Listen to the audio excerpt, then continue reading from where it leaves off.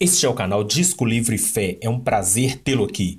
E no sintetizador de hoje estarei dando continuidade à síntese do livro A Morte da Razão, de Francis Schaeffer. Se não viu o vídeo anterior, seria bom assisti-lo antes. Peço que curta, comente e compartilhe, não somente este, como os demais vídeos do canal. Caso goste do conteúdo, convido-lhe também a se inscrever no canal e ativar o sino de notificações.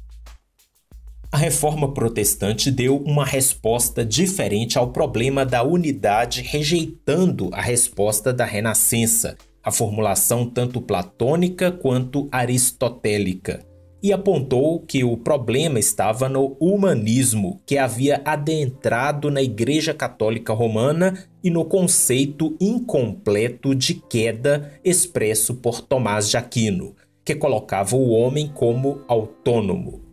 Para a Reforma, apenas Deus era autônomo e a queda havia afetado toda a natureza do homem, tanto a vontade quanto o intelecto. Isso se via na área de conhecimento final e até soteriológica. Quanto à primeira, para a Reforma, o conhecimento final e suficiente estava somente na Escritura Sagrada. Já para a Igreja Católica Romana, estava na Escritura e, paralelo a ela, a Igreja institucional ou a teologia natural. Quanto à soteriologia, a Reforma defendia que a salvação era apenas pela graça de Deus. Não havia nada que o homem poderia fazer, nenhum esforço do homem poderia contribuir para a sua salvação. Para a Igreja Católica Romana, era pela graça, mas não somente. O homem deveria merecer recebê-la por meio de suas boas obras. Essa visão era fruto do humanismo. Os reformadores não tinham um problema com a unidade de conhecimento e de natureza e graça que os renascentistas tinham, pois encontravam unidade no que Deus revelou também no âmbito da natureza quanto da graça. Isso não queria dizer que não havia liberdade para a arte ou para a ciência.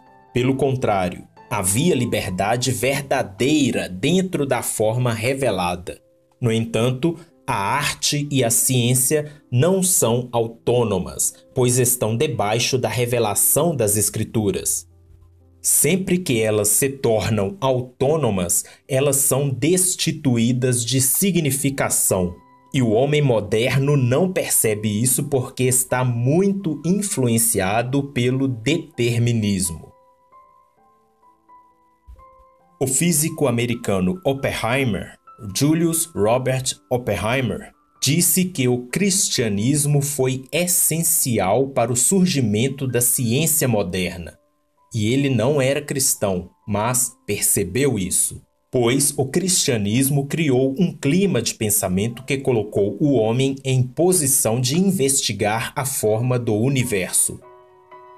Para Jean-Paul Sartre, a grande questão filosófica é o porquê algo existe ao invés de nada. O cristianismo responde esta questão. Deus criou o universo fora de si mesmo, no sentido de que o universo não é uma extensão de Deus. Francis Bacon entendia que a ciência e a arte não eram autônomas. Bacon disse que o homem, na queda, decaiu do estado de inocência e do domínio sobre a natureza, mas que o primeiro poderia ser reparado em parte pela religião e fé, e o segundo pela arte e ciência.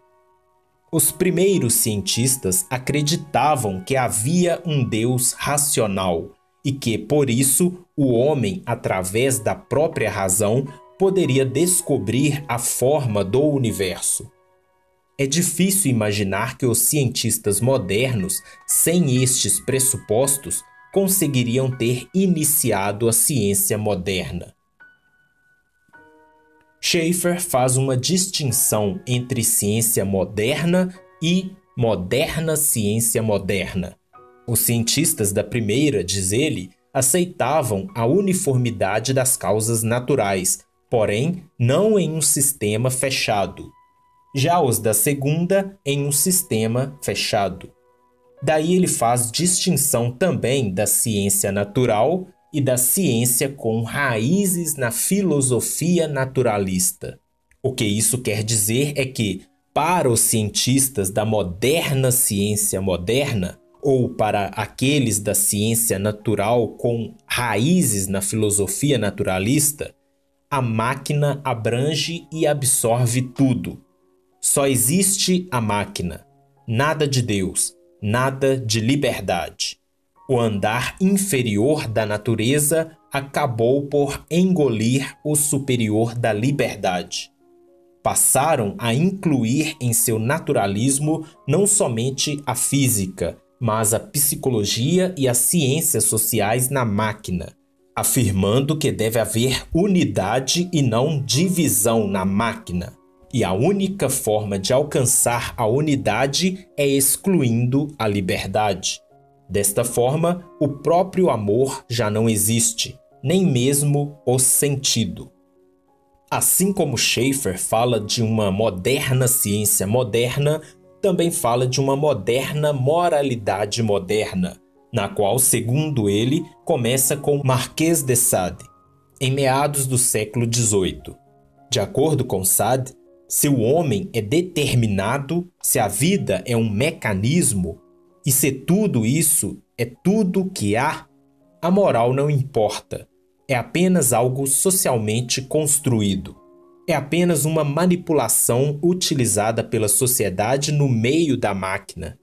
Com este pensamento, Sade concluiu que, se o homem é mais forte que a mulher, o macho tem direito sobre a fêmea. Certa vez, Sade pegou uma prostituta e abusou dela para seu próprio prazer, e isso o levou à prisão. Mas ele estava seguindo coerentemente o seu raciocínio. Daí surgiu o termo sadismo. Freud, em sua tese de determinismo psicológico, está ligado ao pensamento de Sade, de que somos parte da máquina. Isso é o que acontece quando se concebe a natureza como autônoma. Ela acaba devorando Deus, a graça, a liberdade e até o próprio homem. Encerro por aqui, mas estarei dando continuidade à síntese do livro A Morte da Razão, de Francis Schaeffer. Que a paz seja com você e até o próximo Sintetizador.